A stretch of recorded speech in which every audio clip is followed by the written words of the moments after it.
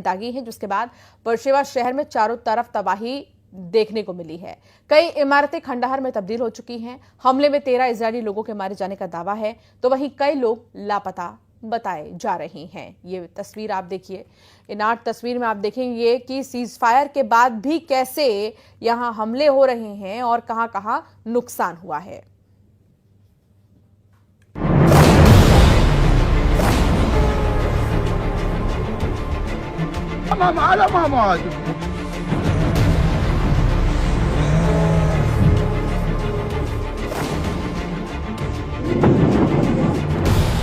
जब महायुद्ध की आहट से कांप उठी दुनिया,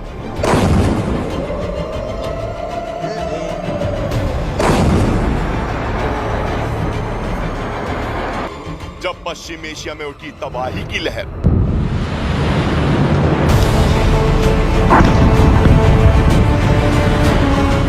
तीन बड़े किरदार, 12 दिन का वॉर।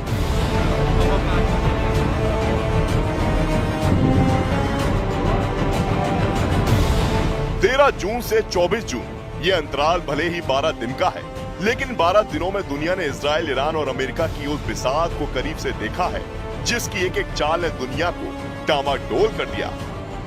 हर नजर इन 3 चेहरों पर थी, बेंयामीन नेतन्याहू, अयातुल्ला खामनेई और डोनाल्ड ट्रंप।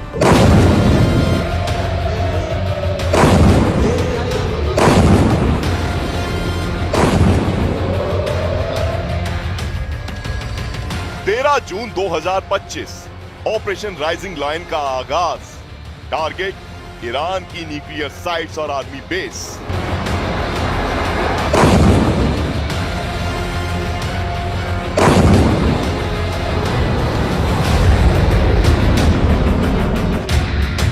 इजराइल ने जैसे ही ऑपरेशन राइजिंग लायन शुरू किया, दुनिया की धड़कन बढ़ने लगी। ईरान की मिसाइलें, इजराइल के फाइटर जेट्स और अमेरिका की चुप्पी, सब कुछ विस्फोटक था।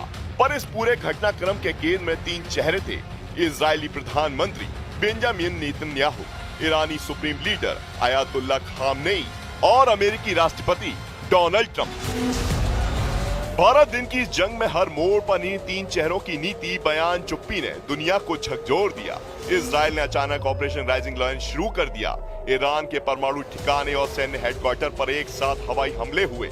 ईरानी खुफिया प्रमुख और कई परमाणु वैज्ञानिक मारे गए। नेतन्याहू ने बयान में कहा, हम सिर्फ अपने देश की नहीं दुनिया की रक्षा कर रहे हैं। उनका मकसद था ईरान की परमाणु क्षमता को समय से पहले कुचल देना।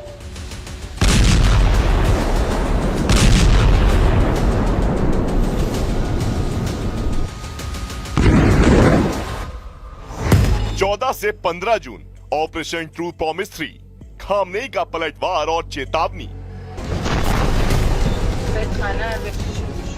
इजराइल का हमला बड़ा था, लिहाजा बिना वक्त गवाए ईरान ने अपने आक्रामक इरादे जाहिर कर दिए। ऑपरेशन ट्रू प्रॉमिस 3 की शुरुआत हुई और इजराइल पर ताबड़तोड़ हमले किए गए। तेल अवीव, हाइफा, बीयरशेवा पर 100 से ज्यादा मिसाइलें दागी गईं।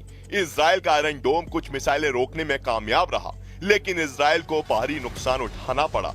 15 जून को अयातुल्ला खामनेई ने पहली बार राष्ट्र को संबोधित किया। इस बार जंग छेड़ी गई है और इसका जवाब इतिहास याद रखेगा। खामनेई इस बार कूटनीतिक नहीं, सामरिक मुद्रा में थे। 16 से 17 जून नेतन्याहू बनाम खामनेई।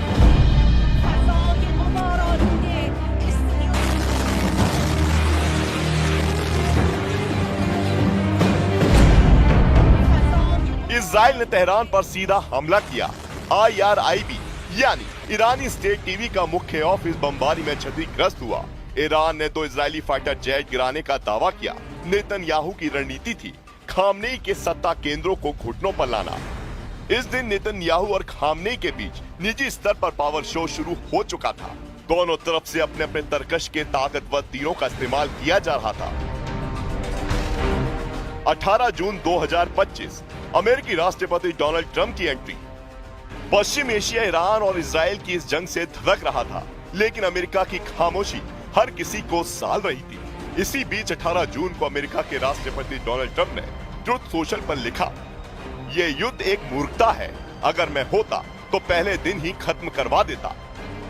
इस बयान ने अमेरिकी राजनीति में बवाल मचा दिया। व्हाइट हाउस को साफ करना पड़ा कि अमेरिका मध्यस्थ है, न कि युद्धरत पक्ष। ट्रंप का बयान इजराइल के हक में दिखा, जिससे खामनेई बिफर गए। अगर अमेरिका सीधा युद्ध में उतरा तो आग फैल जाएगी। 19 से 20 जून, मौत और मकसद।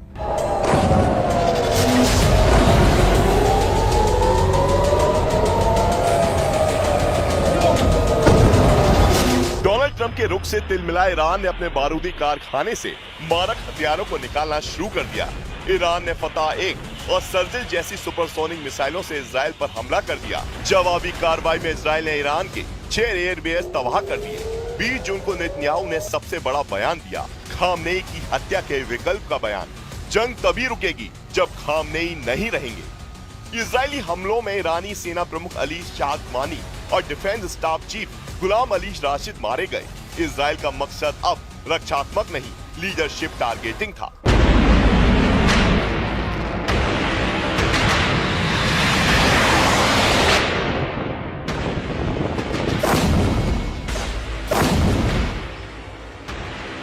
इक्कीस जून 2025, अमेरिका की डायरेक्ट एंट्री।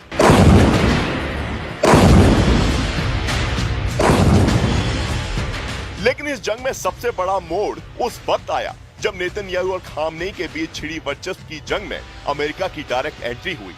खामनेई की धमकी के बावजूद अमेरिकी B-2 स्टेल्थ बॉम्बर्स ने फोर्टो नतांज और इस्फहान में ईरान के परमाणु ठिकानों पर हमला किया और दावा किया गया कि ईरान के परमाणु कार्यक्रम को तबाह कर दिया गया।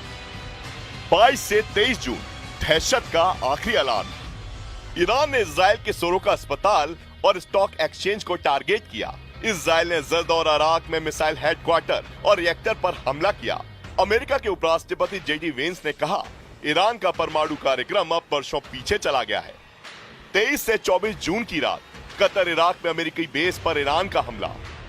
ईरान का ये हमला न्यूक्लियर साइट पर हुए हमले के जवाब में था, लेकिन इससे पहले इस जंग की कहानी और आगे बढ़ती। अमेरिका के राष्ट्रपति डोनाल्ड ट्रंप के इस ट्वीट ने सीज फायर का फॉर्मूला तय कर दिया। कतर की मध्यस्थता से बात आगे बढ़ी और उस जंग पर ब्रेक लग गया, जिसने पूरे पश्चिम एशिया को दहशत में ला दिया था। इस 12 दिन के युद्ध में बेंजामिन नेतन्याहू ने युद्ध को नेतृत्व साबित करने के लिए इस्तेमाल किया। खामनेई ने ईरान की अस्मिता और जवाबी हमलों से अपनी पकड़ मजबूत की, जबकि अमेरिका के राष्ट्रपति डोनाल्ड ट्रंप ने बयान देकर माहौल को और गरमाया, फिर खुद को शांति का सूत्रधार बनाकर दुनिया के सामने पेश कर दिया।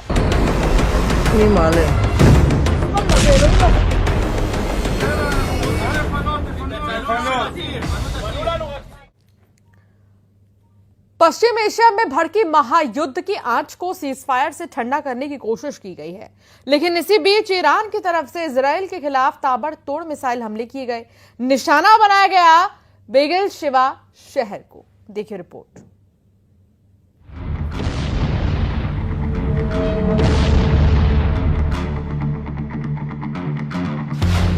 सीजफायर के ऐलान के बीच इजराइल पर ताबड़तोड़ अटैक। ईरान के बैलिस्टिक मिसाइल हमलों से दहल उठा बेरशेवा। ईरान इजराइल में सीज फायर का बटन एक्टिव हुआ, उससे पहले ईरान ने इजराइल को अपनी ताकत का एक और नमूना पेश किया। बेरशेवा शहर पर ताबड़तोड़ मिसाइल अटैक किए गए। सायरन पर सायरन बजने लगी और बेरशेवा की कई इमारतें इन हमलों के बाद खंडहर में तब्दील हो गई।